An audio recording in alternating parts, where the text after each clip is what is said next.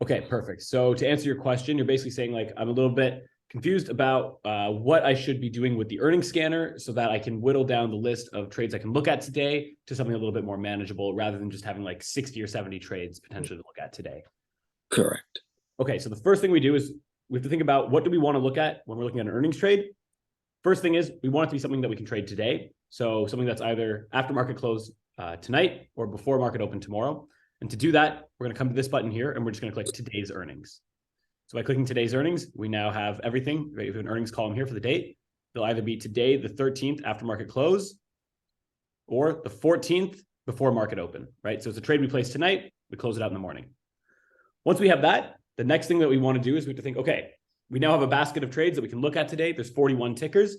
I only want to be looking at trades though that are liquid, something I can actually get in and out of with relative ease, especially in these like early days of placing earnings trades.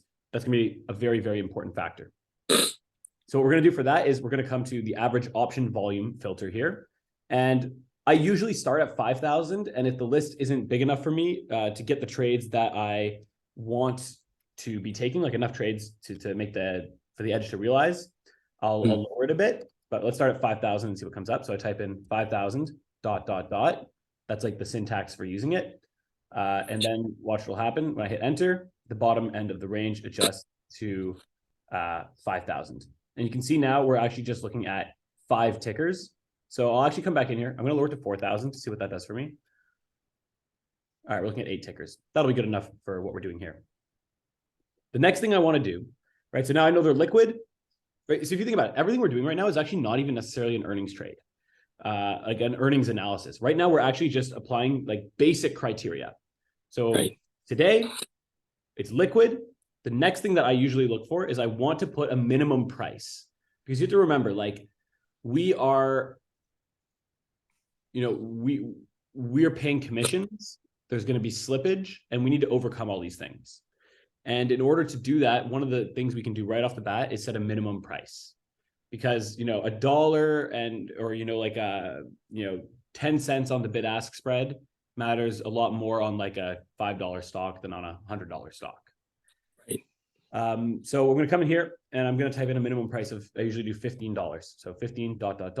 We hit enter. And now we're looking at 7 tickers.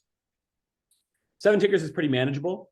If we do want to whittle it down again, we know how with earnings, we want to keep the window as tight as possible. We want to trade as much of the earnings event as possible. So, for example, like today's a Monday. If I'm trading a monthly option that, let's say, it's the 13th, but let's say it expires in 3 weeks. Well, if I only have a monthly option, well, then I'm trading an option that sees the earnings day, but it also sees like 13 other days or 14 other days, whatever. So what we can do here is we can come to the weekly column and we can say we want it to have weekly options. Okay, now we're looking at 6 tickers out of 41 potential ones for today.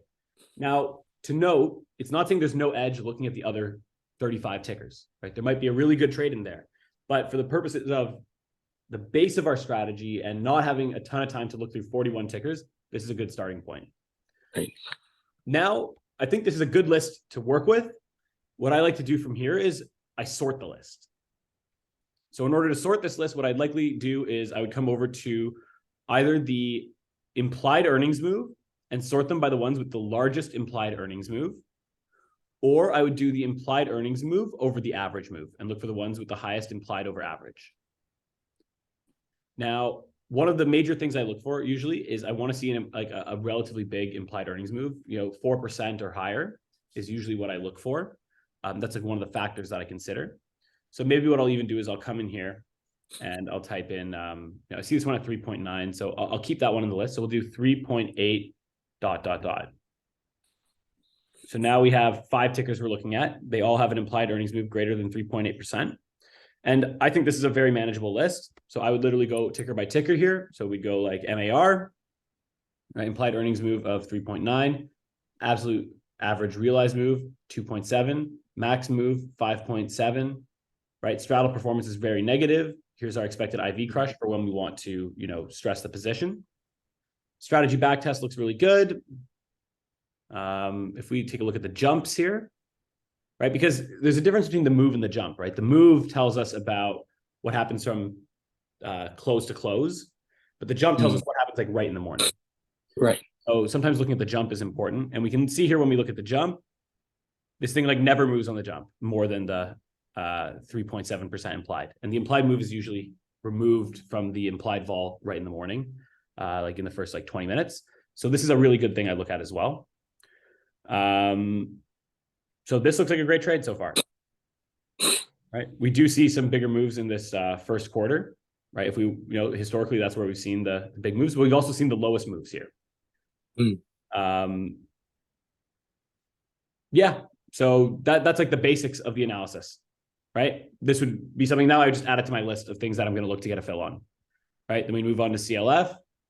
We probably see something a little bit similar, right? We come over, I take a look at the jump, right? We did see a huge jump last quarter on okay. So, something to think about quickly here, just while we're on this call, we see this realized jump here at 10.43%. And we're like, whoa, scary.